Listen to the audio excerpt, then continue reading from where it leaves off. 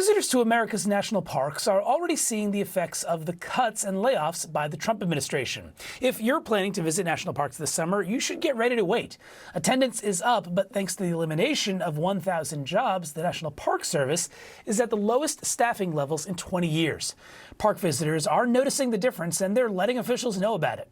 In feedback to the park system, visitors have said, quote, "I've been visiting national parks for 30 years and have never has the presence of rangers been so absent. More staff would be a big and important improvement. Hire back park staff. We need them."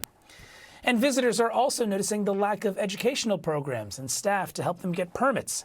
Current and former staff members are worried shortages will make the parks less safe.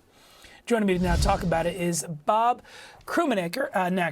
He's a retired park superintendent for Big Bend National Park and worked for the National Park Service for 4 decades. Bob, thank you so much for being with us this morning.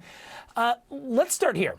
If I were to drop everything, head out to Big Bend today, your old neck of the woods, would I notice these staffing cuts right away?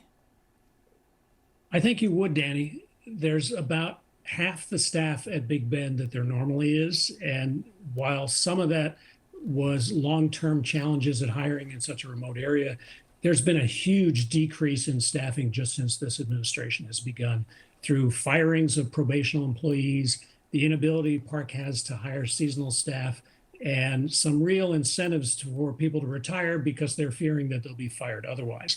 So I think at Big Bend, you're going to see longer lines at the entrance stations. You're going to see bathrooms cleaned a lot less frequently. The visitor center will be crowded and there'll be fewer staff. There's a lot fewer interpretive programs. But frankly, the bigger issue is not so much what the visitors will see, it's what they don't see behind the scenes that's also not happening right now. Well, tell me about that. What are some of these things that are happening behind the scenes that might be invisible if you were to go to one of these national parks? Well, there's virtually no long-term maintenance going on right now. The Park Service has been stopped from spending money without permission from the Secretary of the Interior's office. Most contracts for maintenance projects, big and small, have been stopped. The ability of park staff to monitor the condition of natural and cultural resources is probably the worst it's been in 50 years because of the lack of staffing, the lack of travel. We have teams that monitor natural resources that move from park to park, and they've been prohibited from traveling. So right now, the visitor experience is what most people are focusing on. But frankly, I'm much more worried about the condition of the resources, both natural and cultural, and the condition of the infrastructure. And it's not sustainable. What's going on is simply not sustainable.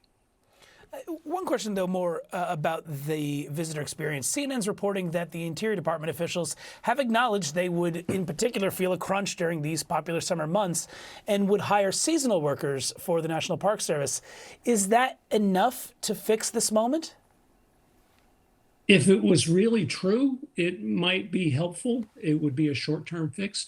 But first of all, they prohibited the Park Service from hiring the normal cadre of seasonals.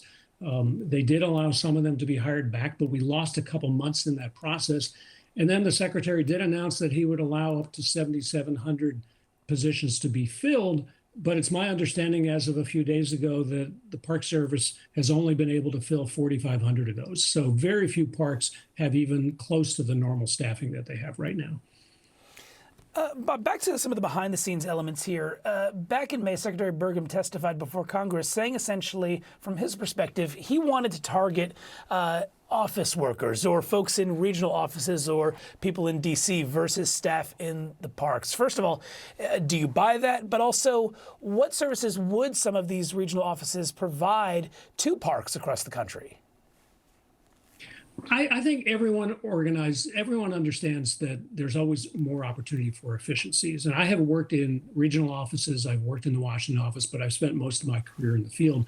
I understand that all of those roles are important. And if the secretary were willing to work with the Park Service to figure out how we could become much more efficient and perhaps shift some of those positions from central offices to the field, I think the service would be really interested in doing that. But there's been no dialogue with the park staff. It's all been top down by people who have no experience in the agency.